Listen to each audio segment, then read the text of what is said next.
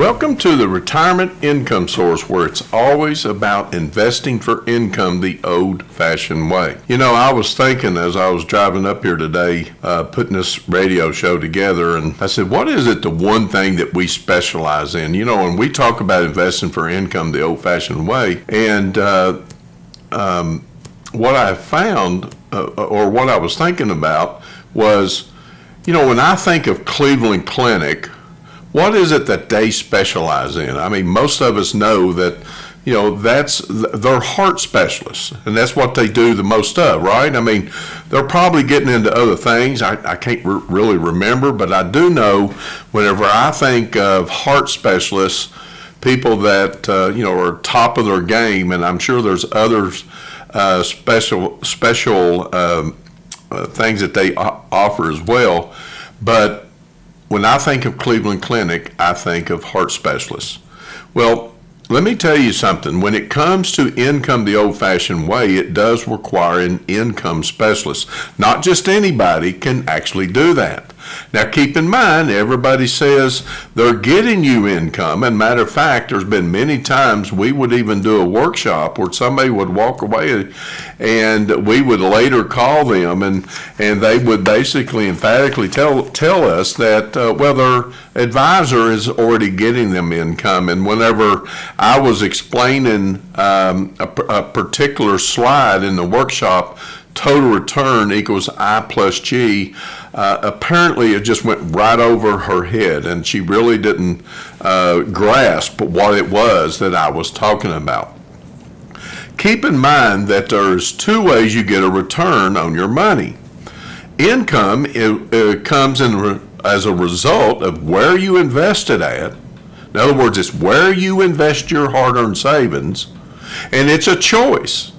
You can either choose to put it in a vehicle that pays you a very little return.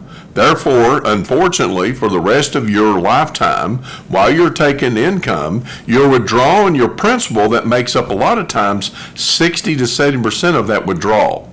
If that's the plan you want, then the only way that will work is the market will have to be at your back. In other words, it'd be like riding a bicycle downhill with the wind at your back at the same time. In other words, the markets has to go up in a static way. You see, that's what most people, unfortunately, are investing their money. And so when I say investing for income the old-fashioned way, that's not what we specialize in by showing people that, you know, we're going to recover your principal that we're helping you spend. And of course, I know if any advisor ever gave you that advice and the way it sounded, exactly the way I even explained it, you would probably think there's no way I would ever put my money there. Well, not so fast. About 95 to 99% of the time when we meet with people, when they bring in their portfolios, we find out they're actually on that road and on that path as well. That's the reason why we do a retirement risk report, so that way they can distinct the difference between what real income is and how much money they're actually spending, which is really just their principal that's being returned to them. And so it really, really requires a good market conditions for that plan to work. But unfortunately, 99% of the portfolios we see, that's exactly how their plan is structured. So we specialize in the I. In other words, income first, growth second. Now, that doesn't mean we're not getting growth, as I have explained many times on the radio show in the past. But it's always worth repeating, because I know most of you are probably going down the road and you probably hear snippets of our show, or maybe some of you I know hear this show practically every week when we talk to you and stuff when you come in. But you got to keep in mind, you got to understand that when you see a return on your statement, that return, you need to ask yourself a question: how much of that came from interest and dividends?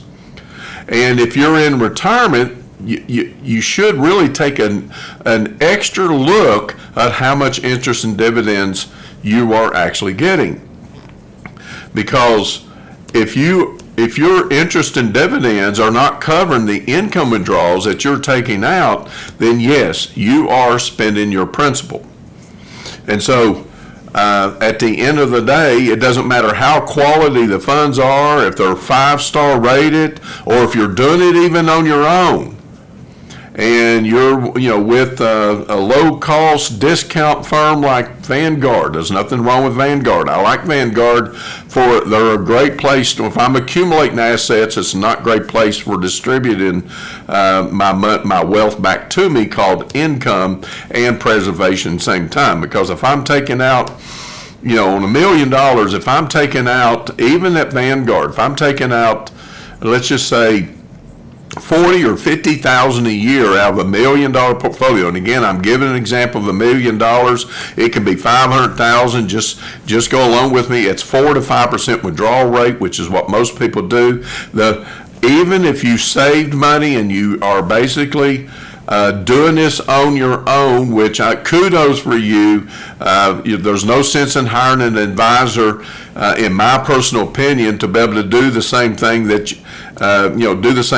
they can do. In other words, the funds are going to generate a much better return without having to pay that fee, because there's really no value in just putting you in mutual funds or exchange traded funds, because they're taking away part of your income that you're already earning. But with that being said, if you like so far, in other words, if you would like to know, are you on the path to retire, or if you're already in retirement, will you be able to get more mileage out of your money by actually investing for the I instead of the G, and you will actually get more growth because of that. Because, think about it for a moment. You don't want to spend principal. Then I want to get a commission report in your hand, the retirement risk report, and actually explains. And first thing I want you to do is I want you to be able to read that, and then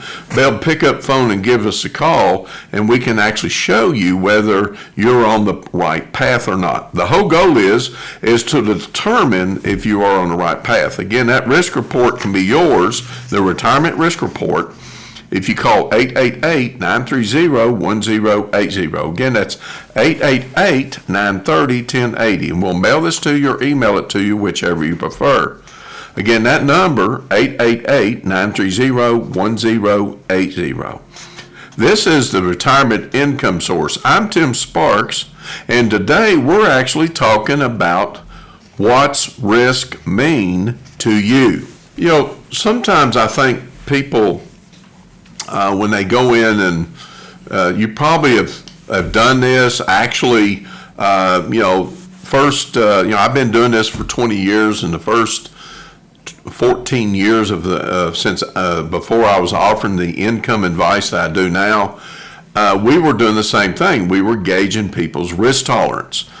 And you may be thinking, if an advisor hands it to you, that they're out for your best interest, and they probably are in one sense. That's got nothing to do with it.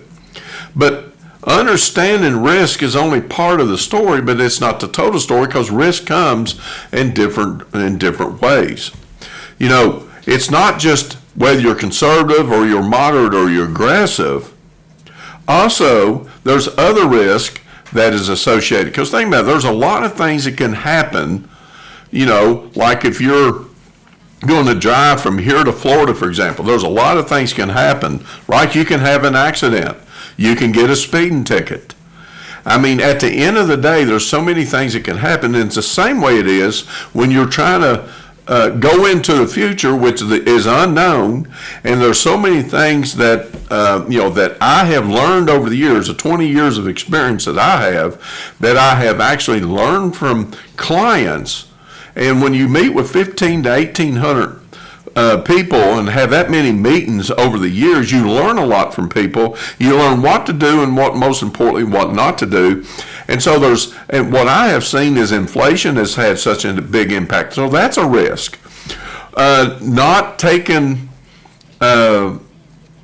or taking required minimum distributions, but not taking them from interest and dividends, that is a problem, because eventually you're going to run out of your IRA if you're not careful, depending on the market performance in of itself. You got catastrophic health care. And of course, losses. Losses are not discussed enough with people to be able to give people, hey, listen, do you realize that the current investment you're in, this is something we do with the retirement risk report. Do you know exactly how much losses that you can expect currently with your portfolio as it is? And that doesn't matter if you're doing it on your own or if you're hiring an advisor. You probably want to know that, because most of the instruments that you're using, if you're using mutual funds or exchange traded funds, there is a way of looking back historically, and most of those funds existed even in a financial crisis and Y2K 9/11. So when it's all said and done, risk, we all know there's risk. There's risk every time we get in a car. There's risk staying at home at night. There's risk people can break in our house. We got all kinds of risk. But what I'm talking about from a financial perspective and for the next 30 years. And so catastrophic health care can be a major issue. We don't know whether we're going to go in a nursing home, or if we don't want to go in a nursing home, are we going to choose home health care? The risk is do we have enough assets if we're going to self-insure ourselves, or are we going to buy long-term care insurance, and if we run a risk, is it going to be too expensive? At the end of the day, we have to kind of pick our poison, so to speak, of what's more important versus what's less important, because at the end of the day, the plan needs to be your plan of what you want, and not exactly what somebody would suggest to you. Because, there's a plethora of information out there today, and I think we get, almost cross-eyed by looking at all this information today. It's out there, and everybody thinks that there's some kind of silver bullet out there that's going to fix everything, and unfortunately there's not. And so our goal is to stretch your dollars out, because the reason we want to stretch your dollars out, just in case you did have catastrophic health care, and most people can't afford to go long-term care insurance and pay for it and have a lavish lifestyle, then might as well stretch your principal out so you can get more, where you can get more mileage out of it, and you do that by investing for income. So that's the reason why we focus on that. Plus, it also gives you an inflation hedge. So I can kill several birds with one stone. But with that being said, if you would like to learn more about income first methods, this is a way to, like I said, kill more birds with one stone than it is in any other way to be able to minimize risk. And that is to use income first methods, growth second. That way you can get more mileage out of your money. I want to get a book in your hand from yours truly, Retirement Income Shift. And this book is Amazon bestseller within a week after its release. So it talks a lot about a lot of things that we talk about on the show each and every week. Covers 20 years of experience, and I know you'll enjoy it. And I got a free copy for the first 5 callers of today's retirement income source by calling 888-930-1080. Again, that's 888-930-1080. And we'll mail this book out to you. Again, if you're one of the first 5 callers, free, no obligation book, 888-930-1080. You're tuned in to the Retirement Income Source of Tim Sparks. We'll be right back. Welcome to the Retirement Income Source of Tim Sparks, and our show is sponsored by Sparks Financial Group right here in the heart of Bluegrass, Lexington, Kentucky. Today we're talking about what's risk mean to you. And risk, I can have 2 or 3 shows just talking about risk, because there are so many things that I have actually experienced working with clients over the years. And sad to say, there's just so many, and I know sometimes it can be overwhelming whenever we're thinking about all the things that we were trying to, fix, so to speak. And my goal is to be able to, look at the big picture and see what it is that we can actually maybe fix as a whole. And even though we're not going to be able to get everything we want. And so, we always talk about income the old-fashioned way. The missing component today is income.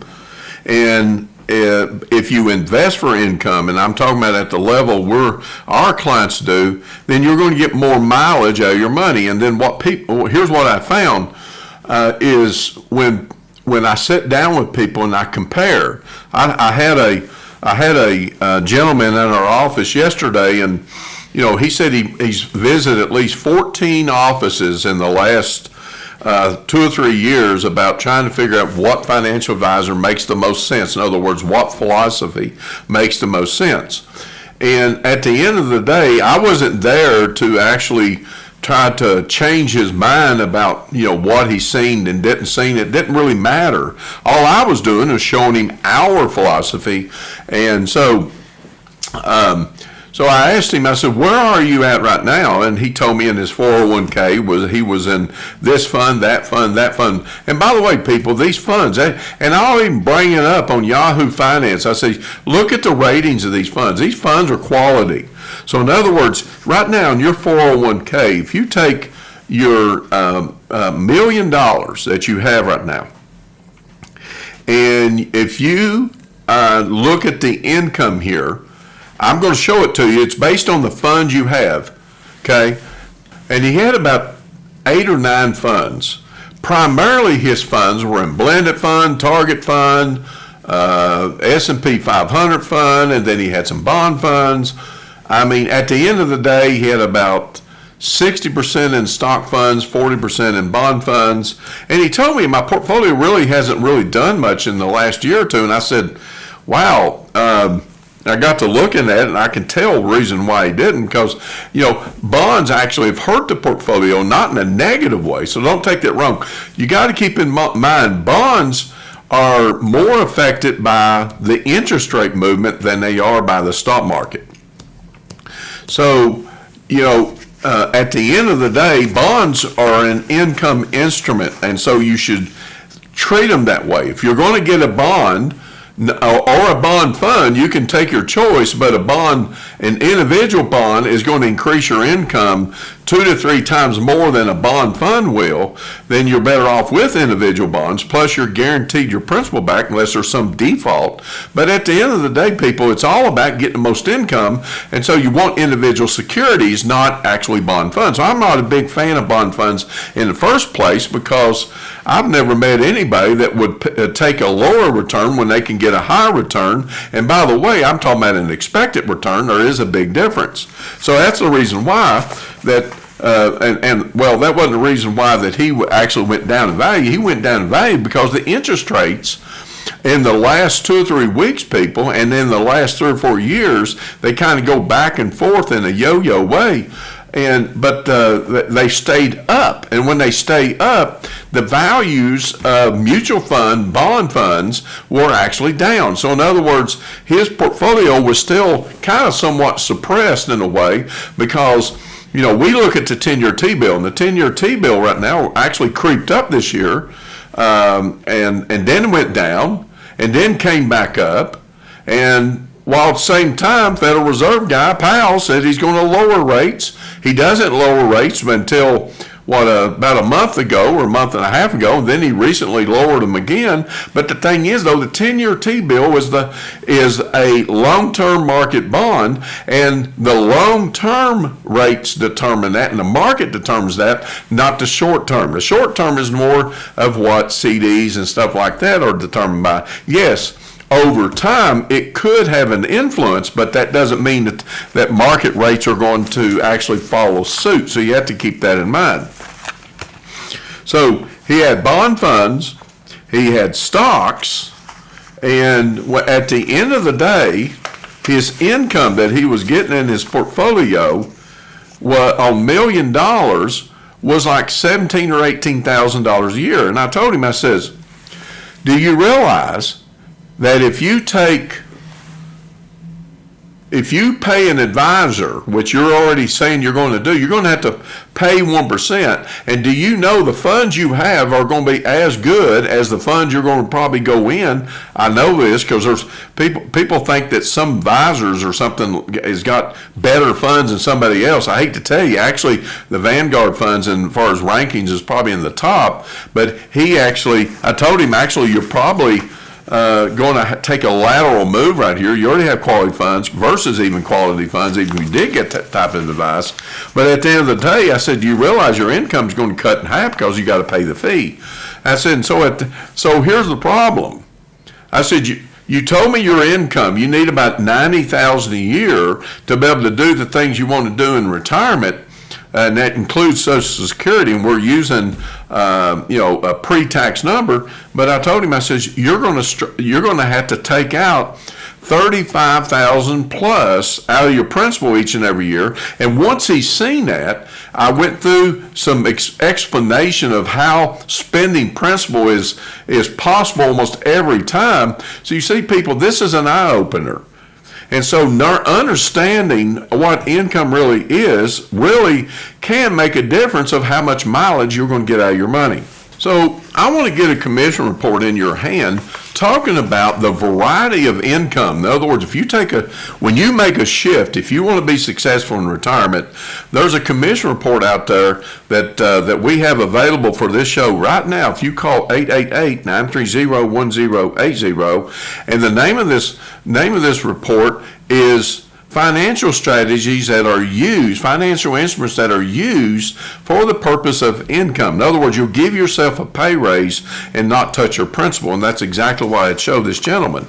And again, if you call 888-930-1080, you'll be able to eavesdrop and be able to understand what those instruments are. But it does require a specialist to be able to manage these type of instruments. Again, 888-930-1080. You're tuned in to the Retirement Income Source. This is Tim Sparks, and today we're talking about what does risk mean to you. So just like I was explaining about a minute ago with this gentleman has $1 million, he really didn't know the difference between interest and dividends, which is income paid to him, regardless of the markets go up or regardless of the markets go down.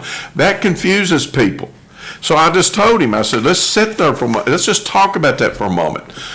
I said, you're getting $20,000 right now. And so I went up and I said, let's just say the next year your $1 million grows by 20%. Your account value goes up in 20%. So let's just say that $1 million is like $1 million apartment complex. Because this is where people get confused with returns. So you see, $1 million complex or a apartment building appreciates in value. If you do an appraisal, it's worth $200,000 more. But you can't spend principal. You can't spend that $200,000. But guess what? In your portfolio, if you have mutual funds, you are spending that money. Because the amount of rent you're collecting from that $1.2 million is only $20,000. And you tell me or $17,000. So you tell me you need about $50 from this account. That means you're going to have to take $35,000 from the growth. I said, but the thing is though, if that apartment complex goes up in value, the income doesn't change. And the next year, if the market goes down, and let's just say that $1.2 million portfolio, let's just say we have a real estate bubble, and it drops to $800,000, the $20,000 you're getting in income still doesn't change. You see, that confuses people. They think when their balance goes down that the interest and dividends are paid to them changes. No, the interest and dividends stay the same. Where they change is if you increase a contribution into your 401k and you buy more shares, you're going to increase the income, their dividends. Or likewise, if you wind up taking money out and you're selling principal and selling shares, you're going to decrease some of the income that you've started out with. And each and every year, you're slowly but surely eating away not just your principal, which consists of shares, but also since shares or income is paid on a per share basis, you're also slowly but surely deteriorating the income. So it's kind of like you're cannibalizing your principal, and it gets even worse whenever the markets go down, because now you're even sell twice as much to equal the same amount of income. So that's, to me, that's the biggest risk there is not understanding the difference between income, interest and dividends, and growth, and running and actually selling growth or calling it income whenever essentially really all it is giving you your principal back. To me, that does not make it a lot of sense. So if you would like to learn more about income first method, in other words, read a book on a little bit more in depth. And I got a book I would like to be able to offer you today, The Retirement Income Shift. #1 bestseller on Amazon, less than a week, written by your host, Tim Sparks. You see, the strategies that we show are towards interest and dividends, and we give a lot of analogies and reasons why investing for income will get you more money or get you more mileage out of your money. And I got a free copy for the first 5 callers of today's retirement income source, 888-930-1080. Again, that's 888-930-1080, and we'll mail this book out to you. If you're one of the first 5 callers, free, no obligation book, 888-930-1080. You're tuned in to the Retirement Income Source. This is Tim Sparks. We'll be right back. Welcome to the Retirement Income Source. This is Tim Sparks, and today we're talking about what does risk mean to you. We're glad you joined us for this hour. We appreciate you listening. I don't know about you, I do like the fall, but I've always liked the late spring, all the summer, and early fall because I like warmer weather. This show, as I talk about a lot, is sponsored by Sparks Financial Group right here in the heart of the Bluegrass.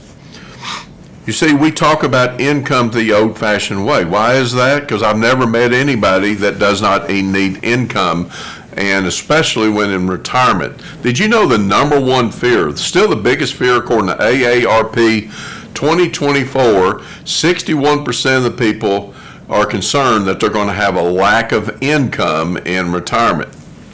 Now that comes from many reasons why they may lack income. A lot of it is just being informed and educated of how you can get income on the amount of money that you saved.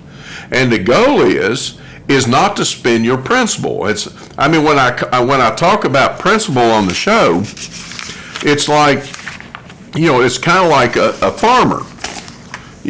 A farmer, let's just say he's got 300-acre farm. And when he goes in retirement, and just follow along with me here, it's just really an analogy, and hope you can pick up on what I'm saying. And unfortunately, this is what people are doing in retirement when they're spending principal. Well, the farmer really decides they're just going to mow the 300-acre farm, but they've decided they're going to sell a few acres each and every year to new homeowners that are coming in and going to build a home. Let's just play along with me here for a moment. So, and keep in mind, as you know, farms sell on a per acre basis. So, and let's just say this farm needs, this farmer needs $50,000 or $60,000 a year. So they're selling farmland, and they're selling acre by acre. So, if the markets are up, let's just say they're selling a couple acres, and so far so good. But they got 2 less acres now. They did start it off 300. Now they got 298 acres. The following year, the markets are still kind of doing good, and they still sell another couple acres. So now they're down to 296 acres. Well, now let's just say the real estate market, I wouldn't say plummet, but it did plummet back in 2007. We probably all remember that. But let's just say real estate cuts in half. Well, he's not going to sell 2 acres. He now may have to sell 10 acres. He may have to sell 15 acres to come up with the same amount of income that he sowed the first 2 years, which was lesser acres. And that's what I'm explaining here, people, is every year this farmer's got to be concerned year by year, how many acres is he going to have left by the time he gets to the 30th year? You see, people, when they go into retirement, when they're selling shares, it's the same thing as that farmer. It's selling acreage. Some years more, some years less. At the end of 30 years, the question is how many shares you have in your mutual funds, whatever tools you're using. Same way is how many of the acres has that farmer's got. It's the same thing. You see, if you're going to get more mileage out of your money, you want to be able to put that farm to work, live off the crops. Therefore, you still got the 300-acre farm. And you know, and I know, we always have been told that the stock market goes up over the long run, and so does the real estate market. It's the same concept. Well, it's hard for you to recover if you're selling shares every year and you have lesser shares, which means the lesser shares has to make up for what you just spent. It's the same way with the farmer. And to me, if I knew I could avoid that, then why ain't you doing that? I mean, I know the word ain't is not a word, but why ain't you doing that? I mean, at the end of the day, it is a choice. You can either invest for income like a farmer that has crops, or you can go the other route and actually start selling shares and run the risk of running out of money. You see, earlier we were talking about having a lack of income. Well, the goal is to get as much income as possible. And I find when we meet with people sometimes, it's our prerogative at the end of the day, and plus the people probably listen to the show that probably are saying, well, I'm doing fine, and you may be, and I hope you are. But you got to keep in mind that, as long as you're going downhill on a bicycle and you got the wind at your back, everything's great. But let me ask you something. Ever so often, we're going to have to go up that hill on that bicycle with the wind in your face. Question is how much income are you going to be willing to take out of your portfolio? Now, what I'm explaining is volatility, losses in the market, this is risk, while at the same time taking income. I mean, that to me, and majority of the people that I know, it's explained this to me when they come to office, and when the markets are down, they're afraid to spend money. And to me, retirement shouldn't be when you go into retirement and you need income to feel like the same way it was when you lost a job when you were working. You don't want to be in that position. That's financial distress. You can avoid that by investing for income. And I get it. Stock markets, have been doing pretty good, and some people are afraid they're going to miss out. Well, there's a commission report I want to get in your hand, how to invest in the stock market the right way. In other words, you don't have to focus on growth only. You can focus on growth and get dividends and live on the dividends instead, just like the farmer that has crops. Same structure. You get growth either way. But you don't have to spend your principal, and you don't have to or you're going to run the risk that your principal may get reduced, because that's exactly the problem with growth. Growth can easily go down just as quick as it went up. And I want to get this commission report in your hand if you call 888-930-1080. Again, that's 888-930-1080. And we'll mail this out to you or email it to whichever you prefer. Great read on how to have your cake and eat it too, live off the dividends, and have potential growth at the same time. Again, 888-930-1080. You're tuned in to the Retirement Income Source. This is Tim Sparks, and today we're talking about what does risk mean to you. Everybody out there has their own risk tolerance. I run across people sometimes that are very aggressive in mindset.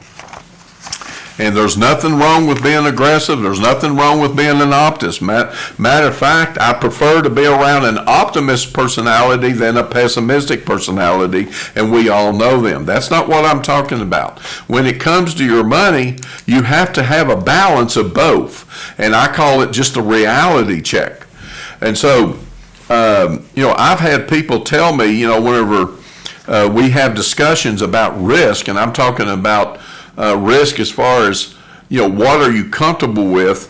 And, I had this particular client tell me that, they're conservative. And I said, okay, well, conservative can mean different things to different people. The reason I know that, and the reason I ask that, is because I want to know where they're coming from, because keep in mind, I'm a fiduciary. It doesn't really matter what I think. What matters is what they think. And so, and basically, she just come out and says, my dad's had this IBM stock for 50 years, and she inherited the stock, and she says, That's what I call conservative. I said, okay, so what you're saying, you like investing in real old companies that's been around a long time. And as we know, IBM's had a pretty good run lately, but for many years, they really didn't do a lot, but they did at least pay a dividend. And I'm a big fan of dividend paying companies. But at the end of the day, that's what she meant as conservative. Well, I had another client, matter of fact, it was a recent discussion that said, when I asked them that question, what does conservative mean to you? They said, I don't want to lose a penny. And when I got to thinking about it, and I said, I've heard that quite often. I said, what you're saying is you have, $1,000,001 here. You don't want to lose. You see that balance go down at all? Okay.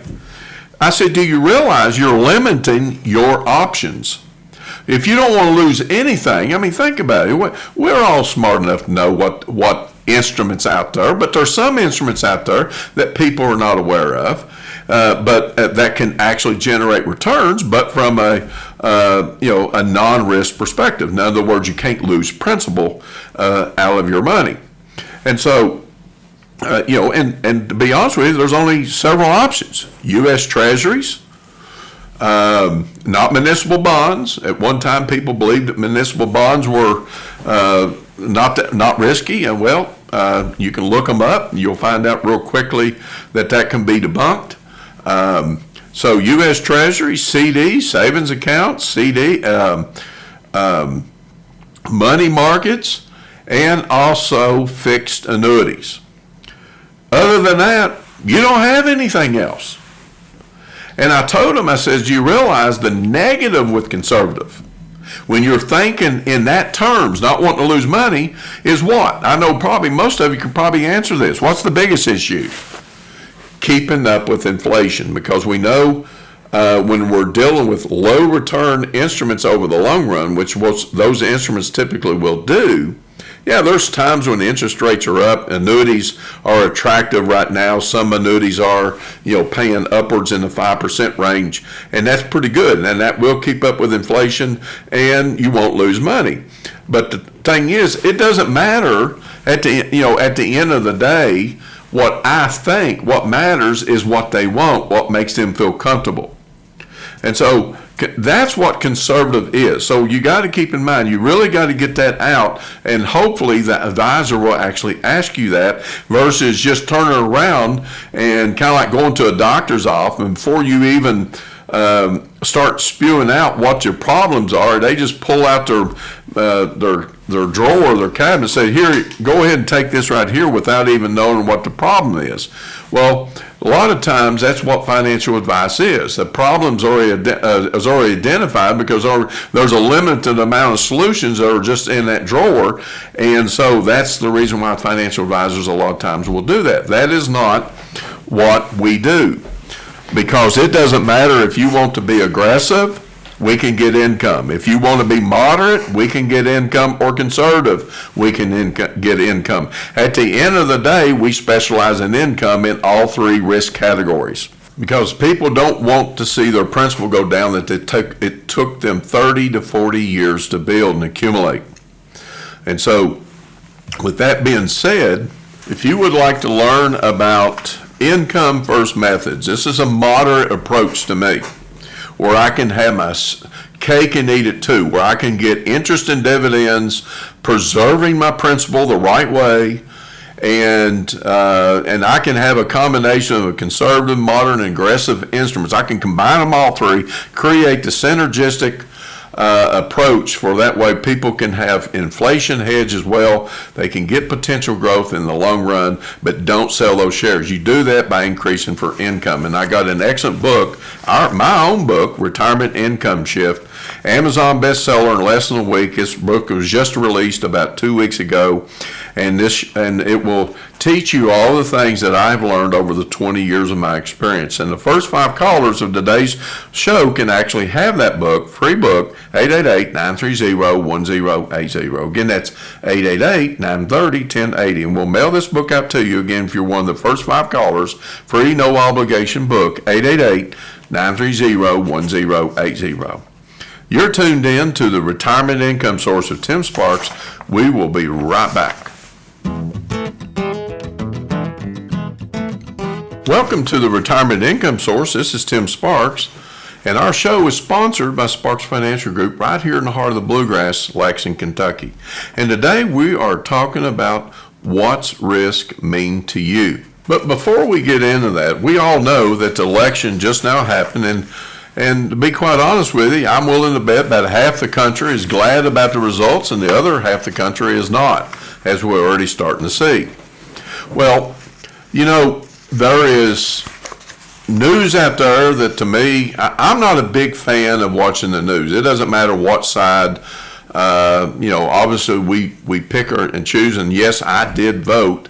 But at the end of the day, I'm not a big fan of news. I never liked it even growing up, even though I do watch it from time to time. And yes, I did stay up to 2 o'clock listening to the news here recently, especially on the election night, because it was important to me, to find out who was going to win, or was there going to be the same thing happened in 2020. Well, the reason I'm not a big fan of listening to news, because a lot of times I don't know what to believe or trust. I don't know if you all that feel that way, but I'm not that way. And there's a lot of stuff I don't believe at all, because I can, maybe there's a little bit of truth there somewhere, but the way I look at it, I don't want to clog my mind up with news, especially when it comes to financial news, which is where I try to focus at. And, you've heard the old saying, garbage in, garbage out. I'm just one of those type of people who don't like to clog my mind up with stuff that I think is slander, gossip, and, just made up stuff just because somebody's got to sit there and spend time and talk to you about something that may or may not happen, or things that, are irrelevant. But some things are important. And, with the new administration coming in, starting in January, could be good news in one way if they keep the taxes the way they are. Because if you remember, next year taxes sunset at the end of 2025. I'm expecting that to get extended probably at least 4 years. And, there could be some other tax benefits that I'm not aware of. So in some way, Wall Street is probably expecting a pretty good market condition. Now, maybe some of you probably are thinking the same thing. But keep in mind, I have a historical pattern of whether it's a Democrat in office or Republican in office, and market growth occurred in either whether it was a Democrat or Republican in office. And you always still need to plan just in case it doesn't work out the way you hoped it works out. And so I'm not going to sit here and take sides. All I'm saying is, when you invest in the market, you always should invest for income, and you can get income plus growth, or you can just get growth and no income. You have to make your choice. And if you get growth, no income, you run the risk of just spending principal every year and hoping to recover with what you got left. When you have income first, growth second, growth meaning you can have stocks with dividends. Did you know in any 5 or 10 year period, value stocks that pay dividends, or growth stocks that pay little to no dividends, go the same direction and equally have about the same return? I don't know about you, since income is my number one thing I got to solve in retirement. I'd rather take the income and not run the risk of spending my principal versus the alternative. See, people out there that are going the opposite direction, and they're actually hoping they get growth. Hope is not a strategy. It just basically means you're going to be spending and hoping that you can recover what you got left. That will not prolong your money. You still run the risk, because you got to keep in mind it's a day-by-day basis. The markets sometimes go forward, sometimes they take a step back. That's the way they've always been, and I don't think it's going to change. So I do expect interest rates eventually will come down. When they come down, we don't know exactly, but because the 10-year T-bill is still up over 4%, and it has to come down before stocks do very well. Now that you may be thinking, well, stocks have been doing pretty well. Well, no, a lot of that is because of innovation of AI is what's really driven the stock market. And another thing too, communications will probably fall back because elections are over with, so there's no more advertising. So you're going to start seeing decrease in communications for anybody that's investing in that category. So you always want to be watching and being alert on where to be next if you're going to be in the growth column. I get in all of them and just spend my time spending income coming from dividends and let the markets do what the markets are always going to do. So if you would like to be invested in an optimistic way, most of us want to get growth, then get growth, but get it with the dividend. Get it, and to do that, you got to be able to know how to do that. That's a different total strategy that most people that are listening to the show are not familiar with, and it does require a specialist to have both. To get dividends first, growth second, doesn't mean you're not going to get the same return that somebody else is following a growth pattern with no income. And I got a great report to get in your hand called Investing for Income While in the Stock Market. That way you don't have to sacrifice growth. And it can be your report if you call 888-930-1080. Again, that's 888-930-1080. And we'll mail this to your email at whichever you prefer. Again, that number is 888-930-1080. You're listening to the Retirement Income Source. This is Tim Sparks, your host, and today we're talking about what does risk mean to you. Risk is not just about how much money you're willing to lose, how much money you're going to make, and all that stuff. It's more than that.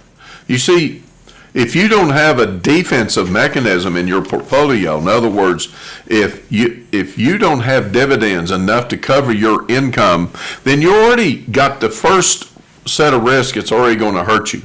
You can, the best of the best, the basketball players, baseball players, football players know that they got to do everything they can do to be able to minimize the things that's going to actually affect them in whether they're in basketball, whether they're a power forward or a center or a guard or point guard, whatever it may be. What they're trying to do, or even a baseball hitter, they're trying to minimize the things that's going to prevent them from getting a hit and being the best they can be. And not only that, we already know the person that has the best batting average in baseball, for example, makes the more income. Well, risk goes above and beyond just knowing about how much risk you're willing to lose or gain in your portfolios. To me, it's, if you are taking required minimum distribution, are you taking it from interest dividends, or are you taking it from principal? Again, you run the risk of reducing your principal faster. What about inflation? Again, if you got income coming in from the income component, and it's enough to satisfy your retirement lifestyle and then some, then you owe yourself to be able to understand how that works, because at the end of the day, not spending your principal gives you a higher and better inflation hedge, because in beating inflation is all about making sure cash flow, both cash flow takes care of your needs and also your wants, exceed both needs and wants. And you won't, and if you have the right amount of income coming in, not income, don't confuse this with just taking a withdrawal and calling it income, people, or you're having good years and just withdrawing it because you're not investing for income. Because at the end of the day, if you're selling shares, somewhere down the road, selling shares is going to be kind of like cancer that slowly but surely is growing in your body to the point where it becomes stage 4, and then all of a sudden it's too late. So keep in mind that the biggest risk, in my opinion, is reverse dollar cost averaging, where you're basically spending money each and every month, coming out of your pay, giving a paycheck to you, and most people don't even know that where that money's coming from. And if it's coming from interest and dividends, that's good. The question is, and I can tell you right now, the majority of the people we meet with, they don't even know how much interest and dividends are getting. And that, to me, is priceless, especially whenever you're trying to avoid running out of money before you run out of breath. Well, we've came up to the end of the show, and I want to give you one last offer on the Retirement Income Shift, written by your host, Tim Sparks, and it was Amazon bestseller just a few weeks ago. This is 20 years of my experience, and it took me about 18, 19 months to get this thing completed, and I think it'll be an enjoyable read. And I got a free copy for the first 5 callers of today's retirement income source by calling 888-930-1080. Again, that's 888-930-1080. And we'll mail this book out to you. Again, if you're one of the first 5 callers, free, no obligation book, 888-930-1080. We thank you for listening to our show today. We hope you learned a lot about risk, because to me, risk is about voiding spending principle first and foremost. Yes, conservative, moderate, aggressive is just part of it, but it's not all of it. Because if you're spending your principal, you have no inflation hedge. And so, again, we hope you enjoyed our show today, and we look forward to next week for some more great information. Thanks for listening. Be safe out there, and we'll talk again next week.